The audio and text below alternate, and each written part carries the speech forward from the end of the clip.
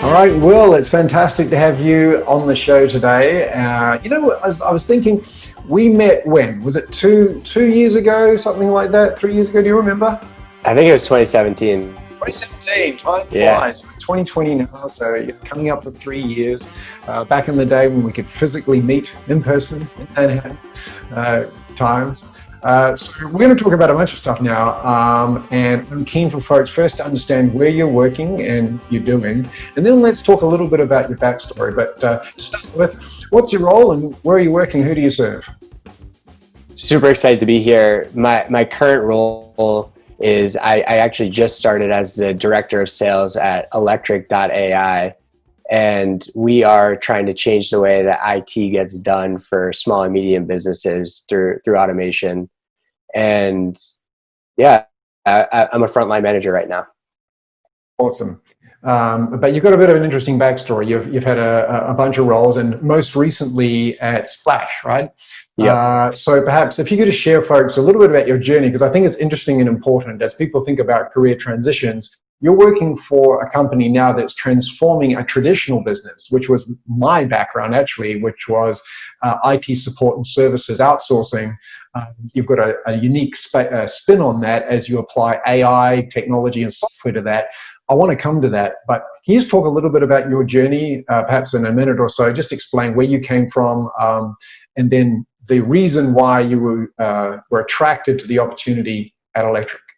Yeah, absolutely. So I actually wanted to start with a little bit before my career, and when I was growing up in high school, I was a three sport varsity athlete, and I unfortunately had a series of knee injuries that kind of prevented me from playing. But I always was very competitive, and I lost that competitive outlet in high school. I had 6 knee operations in high school, and what led me to sales is a desire to compete, and I get to do that on a day-to-day basis now, which is super exciting. But in terms of my career, after I graduated from the University of Wisconsin, I became an SDR. So I have a very traditional sales background. As an SDR, really importantly, I realized how hard of a job that is. So I think having that experience makes it a lot easier for me to understand, how everyone in the sales department feels and the tough work that the frontline reps on the SDR side are doing. From there, I became an inside sales manager managing a territory of value-added resellers. And this was for a Internet of Things clean energy company, basically attaching LED lights and computers for big facilities. Decided to move to New York to be with my current fiance and most of my friends. And I took a job as an AE. Really excited to move to New York and dive in to the culture here. And I learned a lot in my first job. I learned a lot about what I don't want, and I'm not going to get into specifics about where I was, but I learned, for me, looking at companies, there's really 3 things that I wanted to focus on to simplify it. I call them the 3 Ps: people, product, and package.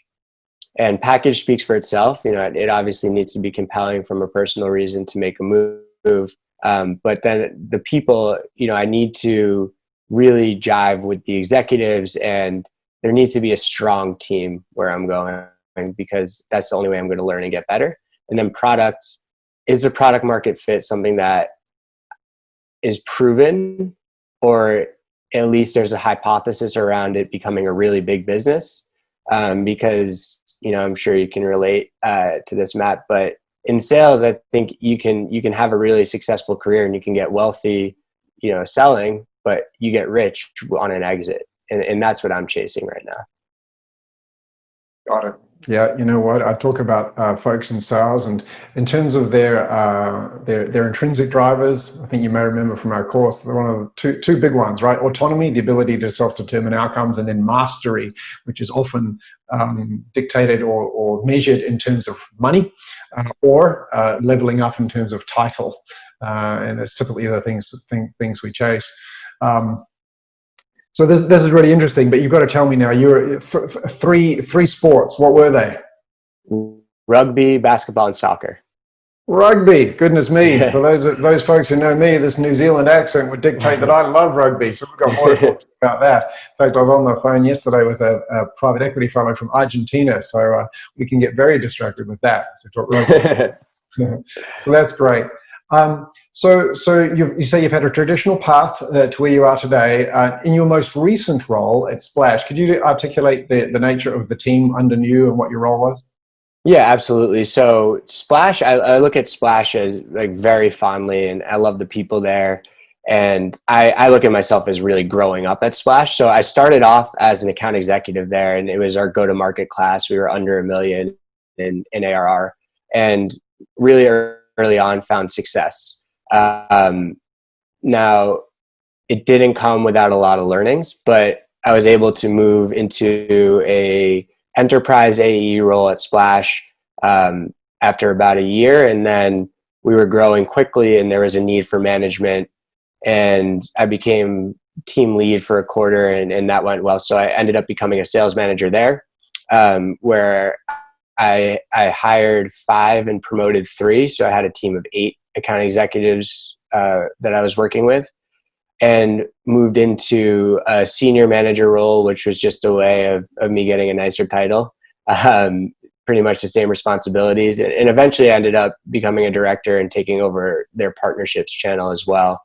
In terms of what made me successful, in what I learned at Splash, I'd be happy to walk you through that too, if that's interesting. Yeah, I'd love to hear about the things. I think folks would be interested here. What helped speed up your progress through your career? What do you know to be true? Yeah, so there's some tactical things, and then there's some more esoteric things. But I think it started with finding the right company, and I feel like I was really bought into Splash and loved the people and where the company was going. From there, immersing myself in the industry and in the business itself. So understanding the business, the vision, the value that we bring to our customers. And then in terms of the industry, putting myself in the mind of a marketer. That was like the thing that really helped me. Understanding how marketers think, what are their key metrics that they're driving towards, how do they relate to the rest of the business, and what are the challenges that they're facing to hit their goals. Well, how did you figure that out? How did you get that knowledge as fast as possible? So Splash we are an event marketing software business. So I went to a ton of events. That was the first thing. And then I started networking with marketers and offering to take them out to coffee or drinks just to pick their brain. And then reading books, reading blogs, making sure I was at the cutting edge of everything that they were doing, and ultimately just figuring out how the way a marketer thinks could relate back to our offering at Splash. Yeah, so this is great advice I would give to everybody, and in particular for those of you who are selling to enterprise, right? The enterprise person needs to know what is the executive agenda for somebody who has a role in an organization of that size. And for many of us working at startups, it can be very esoteric. So some advice I give to folks who are earlier in their career is, if you aspire to sell to enterprise, go and work for a large company for at least a year. Because you see how it works. You get to understand the nature of stakeholder engagement, politics, how things get done, the fact that they have a procurement entity that fights with the business users and so forth and so on. But regardless, really immersing yourself is a great idea. And I love how you talk about taking people out to coffee. Another suggestion I would give people is, if your persona is marketing, guess what? You've all got a CMO or a VP of marketing in your company. Go and pick their brains and have a brown bag lunch session where we're sitting there eating and talking about what they're thinking about every day. Because more than likely, 80% of your persona is covered by the person you have in-house. Definitely. I absolutely did that. And I'm grateful that people were so willing and gracious with their time internally as well as externally. Yeah, no, important. The, And was there anything that sort of on this journey that you wish you knew in advance that had you known you would have avoided, done less of, more of, or whatnot along the way? yeah, I mean, there's a lot. So, I can look at it as an AE and I can look at it as a manager, and there's a lot of overlap. But, I think the number one thing is time management. And I set up some systems for myself for managing my calendar that really helped me, kind of understanding as an AE, what are the things I need to do every day, blocking time out to do those. And then every single evening going through and filling in the gaps on my calendar with the things that were going to get me closer to my goal, prospecting, researching, and breaking it down pretty granularly. And that also is something in management. But, the other thing is, as a sales professional, your most valuable asset is your time. So ruthless prioritization is so important. And that means that you need to understand what are the good deals to be spending your time on and what are the bad ones. And that basically can tie back to how well do you listen to your customers and your prospects, and what does your discovery look like? And I think, when I'm hiring people, listening, coachability, and discovery skills are table stakes. It's really important. I wanted to go back on something that sounds very tactical and straightforward, but is critical and often not done. And this is this idea of granularly assigning time and defending it. And one of the challenges I think new managers find is they start getting pulled into all sorts of meetings that, if you really were to analyze the outcomes and impact of those meetings, don't help you move the needle in your role. And something I often offer to managers is this sort of default response, which is, look, when someone sends you a meeting request, instead of accepting it, reply back and say, hey, look, I'd love to contribute. However, I'm having trouble managing my calendar right now, right? A bit packed. So could you help me understand how will I contribute to this meeting? Or what will I take away from this meeting that we couldn't do asynchronously or remote? And so many people go, oh, I had no idea. Yeah, no problem. I just, it's really an update meeting. I'll send you the notes afterwards or whatever else. Simple tactical thing. But, as your business scales, that's the complaint of every large organization I speak to, is my calendar's full of internal meetings. Yep, 100%. Yeah, so it's actually really funny. You train most of the management team at Splash, and one of the things that we like to say, we actually made a term. We would Matt Cameron the meeting, which is, you're in a meeting, you realize you're not bringing any value, you simply stand up and say, or maybe don't stand up, but you say, I don't think I'm bringing a lot to the table here. If you do need me, let me know, but I'm actually going to go ahead and spend my time elsewhere. And you do it gracefully, but as a running joke, like, hey, like if we're not in the meeting, if we don't need to be there, Matt Cameron it. I love it. Well, I love that I've become a verb. That's fantastic. Let's do more of that. Fantastic. Cool. So look, I'm really interested to understand your perspective on this new context you find yourself in, because you are selling a recurring revenue-based service. Yeah. And so if I could simplify it for folks listening, you're essentially providing the help desk and support services for mid-sized companies and SMBs, where you'll not only do onboarding for people, so they click a button and a new machine turns up on their desk and whatnot, but if anybody's got an issue, they can contact support through Slack and other channels, get directly to a human being if needed, and if not now, in the future, an automated support response. Is that correct? Yep. The only piece I would add is enabling our customers to remain compliant through proactive management of security protocols on devices, applications, and networks. So it's a little bit different to what most people are selling, which typically tend to be business applications and whatnot. So there is this concept of technology plus services that go around it. And you and I were talking earlier about hiring profiles and the sort of people that you're looking to bring into the organization to sell it. So could you talk about what your initial perspective is in terms of the difference between selling a standard SaaS product versus saying maybe selling more of an IT and technical based solution, even though it's a recurring revenue based commercial model. Sure. Yeah, absolutely. So in terms of hiring, I'm not expecting people to come in here with a IT expertise. That's a huge plus if you can, because ramp will be quicker and you'll be selling more quickly. But to me, it's are you coachable and are you adaptable? So, when I'm looking at hiring, we actually just finalized our hiring scorecard, which I'm excited about because it's going to, give us data to understand were we right with our initial hypothesis, because each person is going to have a score associated with the traits that we initially valued, and we'll iterate on it based on performance. But yeah, in terms of the hiring profile, for me, I'm really looking for, the three biggest things. One is table stakes. Are you a hard worker? Two, are you a good listener? And this is a really big one. Are you able to take coaching and feedback on the fly? So, doing role plays in a kind of surprise role play in an interview, but then also presentations and giving feedback and having people come back for round two. Coachability, but more importantly on listening, it's will you listen to the customer?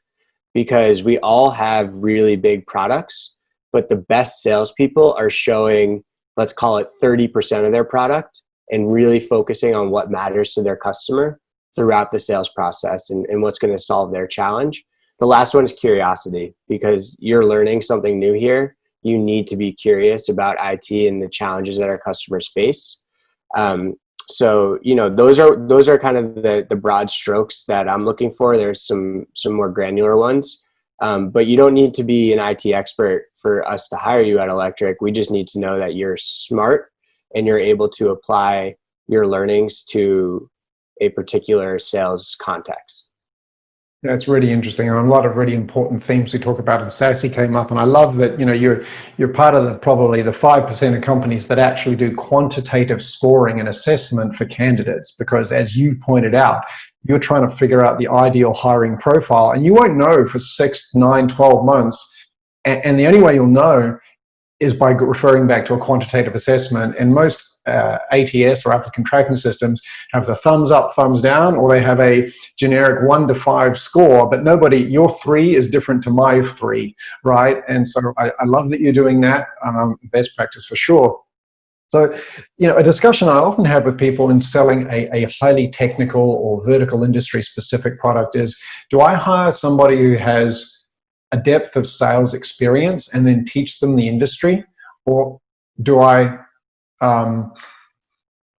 hire for somebody who, for example, might be a practitioner within the industry and then teach them sales? I always say hire the salesperson because you can teach the industry, which is what I'm hearing you say, because it's particularly for mid-market enterprise, right? Because you're selling to more complex contexts, and it's very important.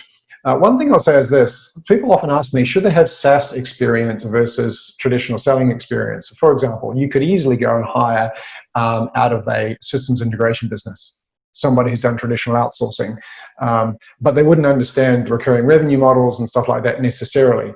My perspective on that is that what they do actually is harder, because they're usually in a role where they're having to sell network equipment, servers, and they have to not only sell the hardware, but they have to sell the professional services, proof of concepts, those sorts of things. And it's more difficult than we typically do in SaaS.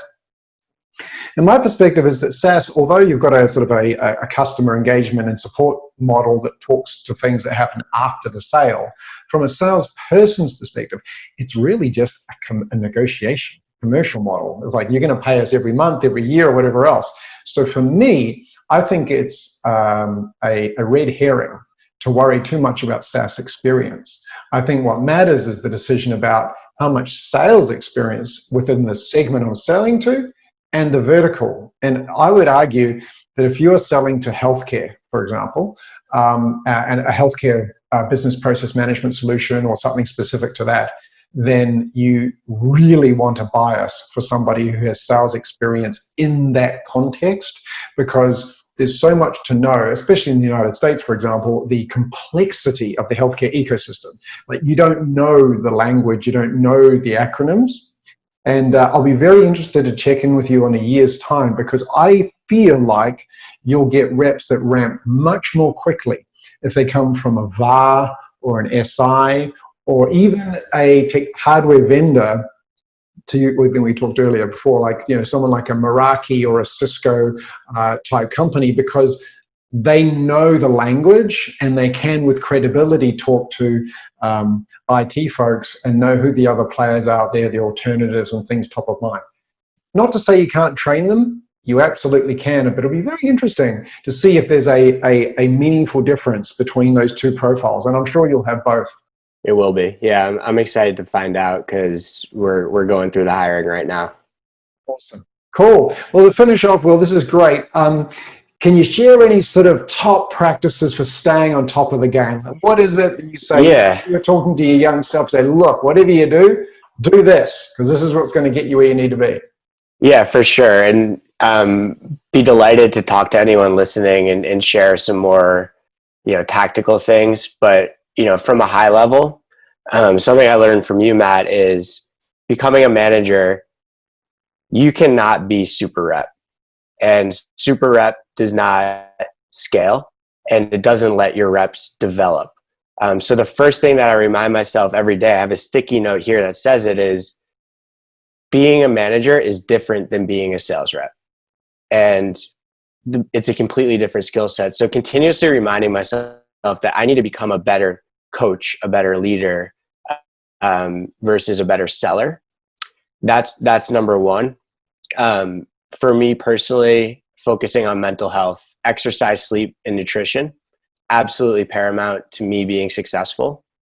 And then to get a little bit more tactical, the biggest learning for me becoming a manager was, and I think this might be a direct quote, the mindset of, you drive the car, I'll be in the passenger seat, and if we're going to crash, I'll jump in and help us. But that's the only way we're going to learn. So encouraging people to make mistakes and take chances. And then, it's always okay to make the same mistake, or it's not okay to make the same mistake 3 times. It's okay to make it twice, as long as we're learning from it. One other piece I would say is just discovery and listening. I mean, you can be an amateur in the space that you're in, but if you prove to your customer that you're listening, that's going to be just a game changer for everyone. I love it. Will Evans, thank you very, very much. I really appreciate it. Such a pleasure. Out there, if you're working for a mid-size or SMB company, you need to go check out Electric, because they're going to make your life a lot better, especially if you're scaling your company and you need to make that onboarding experience smooth, right? Absolutely. Stay compliant, not get hit by those Bitcoin ransom attacks. As you and I are speaking, people may remember when they hear this interview that Twitter had to take down all the verified accounts because of the Bitcoin attack. And the way that happened was because a Twitter employee or employees got stuck with a phishing attack and therefore got access to internal systems. So maybe you should be talking to Electric. Thanks a lot, Will. You were Thanks, awesome. Matt. Pleasure as always, man. I'll talk to you soon.